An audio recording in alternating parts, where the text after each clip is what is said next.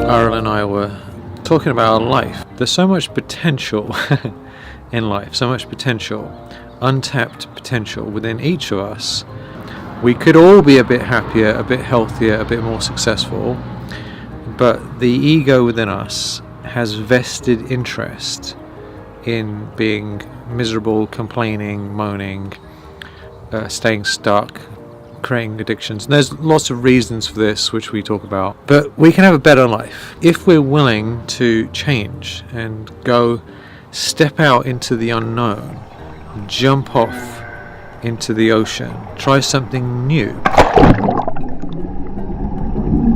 It's scary to have a better life, because we literally need to do different things, feel different things, try different things, and it isn't easy to do that because it might go wrong. There are genuine fears that we have. If we try something different, we could screw up what we have. We could lose what we already have to get something better. And most people are unwilling to take the risk of trying something new.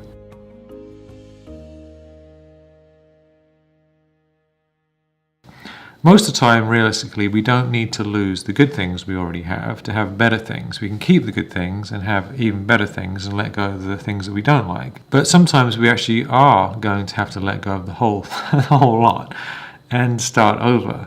And so that's one of the fundamental challenges of having a better life.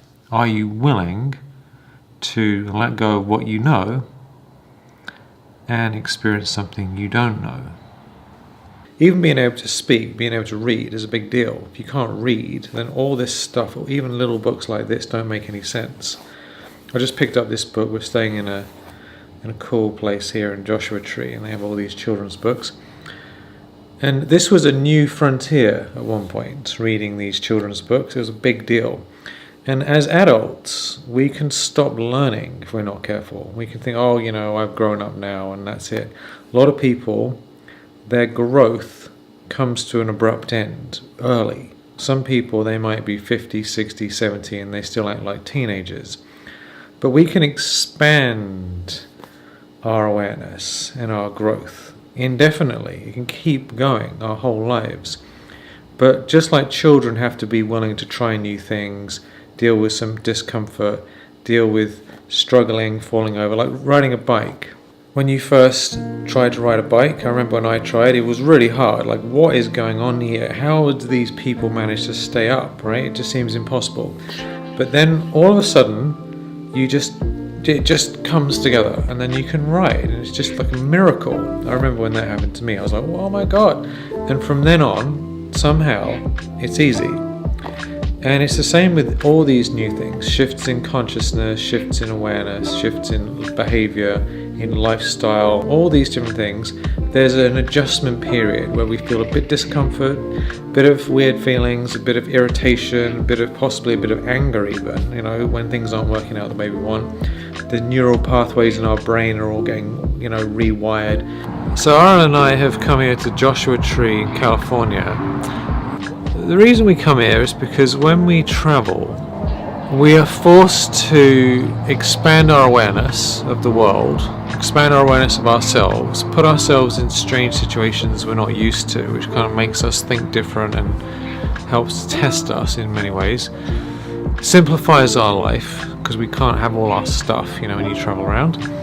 And it just gives new perspectives. So even though it's easy to stay in a nice, comfy little place that you really like, there's huge benefit in traveling, and there's huge benefit in changing lots of different things, not just for the sake of it, but because when you do, it really helps you to go to the next level. And I think this is one of the big reasons that people stay stuck. If you live in the same village that you were born in, and you have the same friends, and you listen to the same music, that's a big problem. So we need to be able to try new things, go to new places, check new stuff out.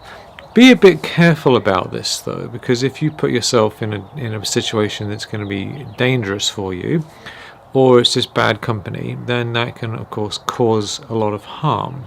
But we love to get out just to experience something different, and we love nature, we love beauty, so it's always beautiful to see these. I mean, to be completely honest with you, a lot of the traveling that we do, there's always some part of it, whether it's like a long road trip or you show up at some place and it's not what you think, there's always something that happens that's a bit of a problem, and and creates a lot of resistance or a lot of upheaval temporarily.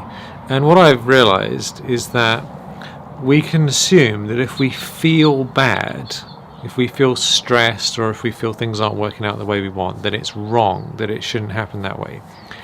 But almost in every case, it turns out that we adjust to things, and then we discover that there was actually benefit in those situations. It wasn't that it was a problem, it was actually really, really, really good. It's just that temporary discomfort, we don't like it very much. But it passes like a passing cloud. And then it's all good again, right? And then you find out not only is it good, it's better than it was before. So there's a definite discomfort involved in anything new, whether it's learning to read a book, ride a bike, learn mathematics, learn how to play the piano, learn how to meditate. A lot of people say, oh, I can't do meditation, my mind's all over the place.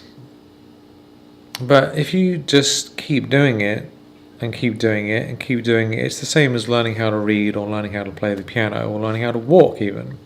It just takes a bit of practice. So to have a better life, we need to be willing to experience newness and deal with the temporary discomfort.